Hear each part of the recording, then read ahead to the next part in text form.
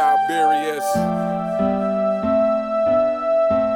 and we about to get serious. It's the real Siberius, making fanboys furious. Hello, YouTube, and welcome to The Real Siberius. On this episode, I want to talk about sports, by its very definition, is dead. So what is that definition? An activity involving physical exertion and skill in which an individual or team competes against each other. I cannot remember the last time I saw that. Involving physical exertion. I genuinely can't remember the last time I saw physical exertion. And skill.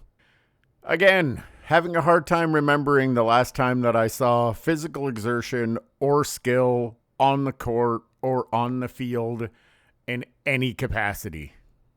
When you think of these individuals as professional athletes, I have a hard time seeing skill. And I don't care what sport you're talking about. When you remove defense from the game, it's no longer skill to score. You've removed the skill by removing the defense. The skill is overcoming the defense to still accomplish your goal. Well, where is that? When they removed hand checking from the NBA, when they added the 3-second rule, you murdered the game.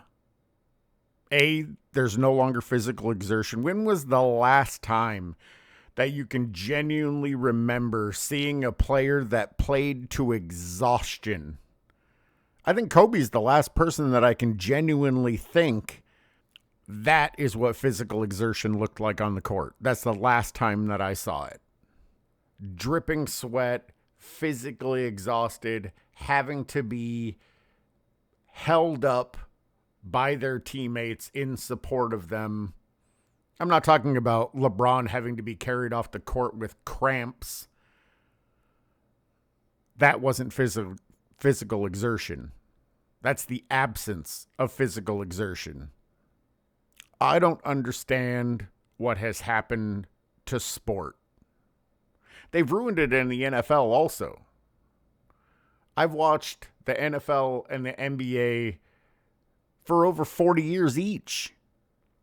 And they've completely removed defense from both games.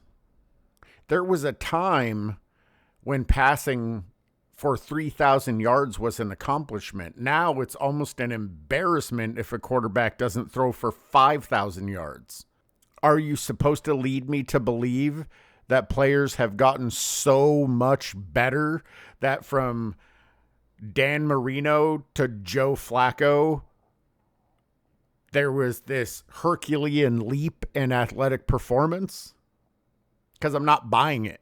Or is it that you've cheapened the game so much, have taken the adversity, opposition, and challenge out of the game so much that even the most pedestrian of accomplishments can be achieved by almost anyone? There was also a time in the NBA when scoring 30 points in a game meant something. Now any person I've never heard of can score 30 points. In the late 80s or early 90s, Dale Ellis scored 50 points, and it was a huge deal. Because he wasn't a gigantic superstar, and it took a monumental effort for him to do it. Now almost anyone can score 50 points. Moving the goalpost or lowering the standard to achieve greatness isn't greatness. It's that simple. If you marvel at the statistical accomplishments of the modern era, it's because you don't know what greatness even looks like. That's the reason why these Gen Z, I can't even say fans, because you're not fans. When these so-called fans actually watch Michael Jordan highlights or Larry Bird highlights, they're floored. Because there was actual defense and these people were still great.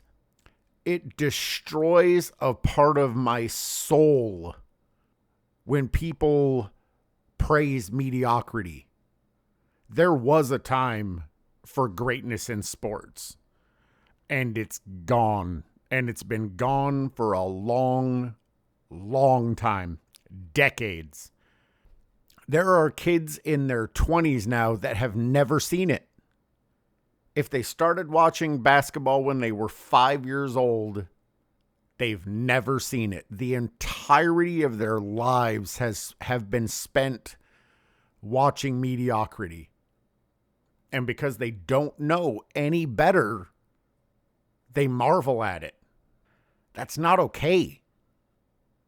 As a society, we've let them down. One thing that I have noticed about Gen Z, and I certainly don't want this to turn into me shitting on them because that's not the case. Gen Z has this uncanny ability to have the utmost self-confidence with having done nothing to earn it or deserve it. Where did that come from? I've thought about that a lot. And the reality is it comes from the example that we've set. When we started giving out participation trophies, you build up somebody's self-esteem and self-worth when they didn't accomplish anything. There's one occasion and one occasion alone where I genuinely believe a participation trophy is worth it. And that's a fucking marathon. Because most people can't do it, period. I don't even care if you walk the marathon. As long as you don't leave that course from when you start to when you finish, I don't care if it takes you 3 fucking days. You still did something that most people either A, aren't willing to do, don't have the conviction to do, or cannot do. With the exception of a marathon, and then when you get into ultra marathons, it's even more so. But there are no trophies for just playing a game and losing. That's the downfall of our society that creates individuals that think they should be praised for everything. That's what participation trophies do. They create a mindset that needs vindication and validation for every single thing they do. I just can't stand behind that. I've heard people say that LeBron getting to 10 finals, and even though he lost 6, it's more impressive than Jordan winning 6 and losing 0. What kind of fucked up mindset is that? It's happened since the 2000s. I remember Y2K. There was a lot of fear about Y2K and the Y2K bug and how it was going to wipe out our society. While the Y2K bug didn't happen, something happened in 2000. We just got incredibly soft. We can no longer stand critique. We can no longer be challenged. We can no longer state an opinion without somebody getting their feelings hurt or feeling like they've been marginalized. When did we become so soft? I keep hoping that someone will come along that's just born with grit again, that wants to do it the hard way, that wants to suffer and sacrifice and hurt and fail and overcome and win. And Kobe was the last iteration of that. And I actually became more inspired by Kobe after he retired. He was an absolutely fantastic player and a killer on the court. And I had nothing but the utmost respect for him. But when I really started to get into his Mamba mentality and his understanding of the game and his refusal to not accomplish goals, to not set goals for himself and to accomplish them, regardless of whether he failed or not, regardless of whether he got knocked down or not. He would always get back up. He would always continue, and he would keep striving until he accomplished what he wanted. And I keep waiting for that. And you may see glimpses of it, but glimpses aren't sustainable. Glimpses aren't inspiring.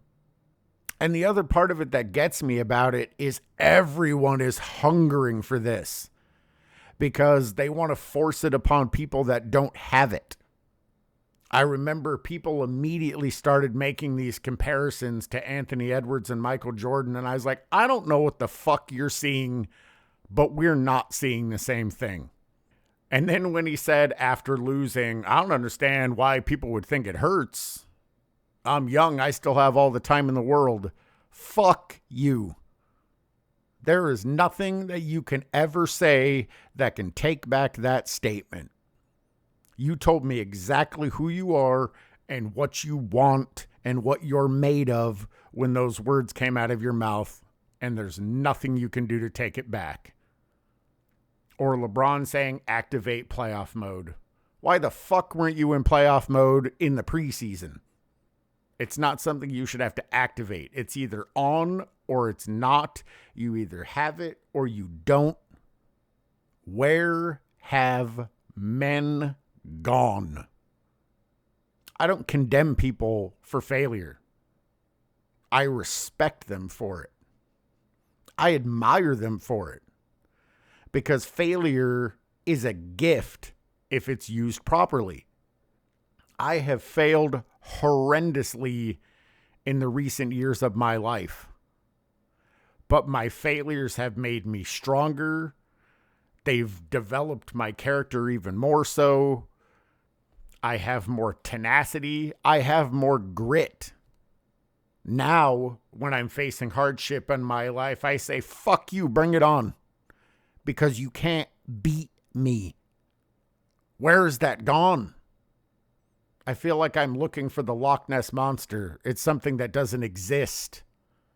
People want to see it. They'll try to manufacture it.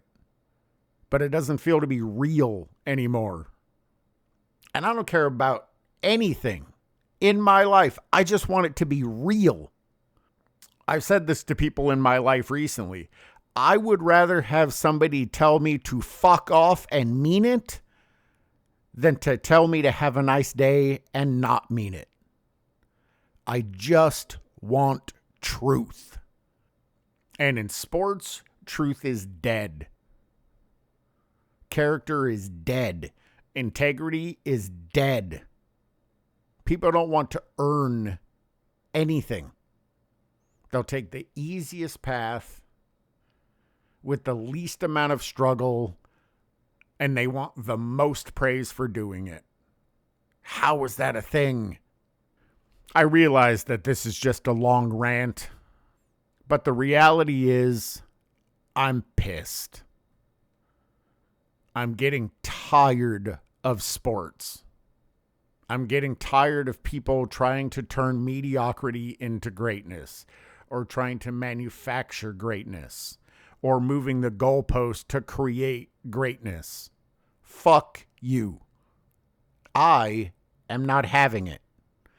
And I'm also not going anywhere. So I'm just going to keep saying it until more people listen. Maybe I can inspire the next person and flick some switch inside of them that says, you know what, he's right. I play basketball, and now I'm going to do it different. Hopefully, Kobe will inspire them. Hopefully, Jordan will inspire them, or Bird will inspire them, or Magic, or anybody that is actually great. I'm at a loss. Anyway, that's the end of the video. If you made it to the end, I certainly appreciate it. If you have not done so, please like and subscribe. I'm getting ever closer to 100 subscribers, and it's a milestone that I've been wanting to reach, but I have to do it the right way. As always, I want to give a shout out to the content creators that continue to inspire me to do this, because 100% honesty, if they weren't doing it and continuing to do it, I don't think I would. Uncommon Sense, Angry Old Hoops, Self-Researched NBA Facts, 93Z, Sports and Fitness Rants, Uncut Hoops, Scap Attack, Speam Engine, In Your Face Hoops, Eddie TV, King Speech Row, Goatcast Hoops. I always appreciate your guys' takes, your perspective, your humor, and I'll catch you guys in the next one.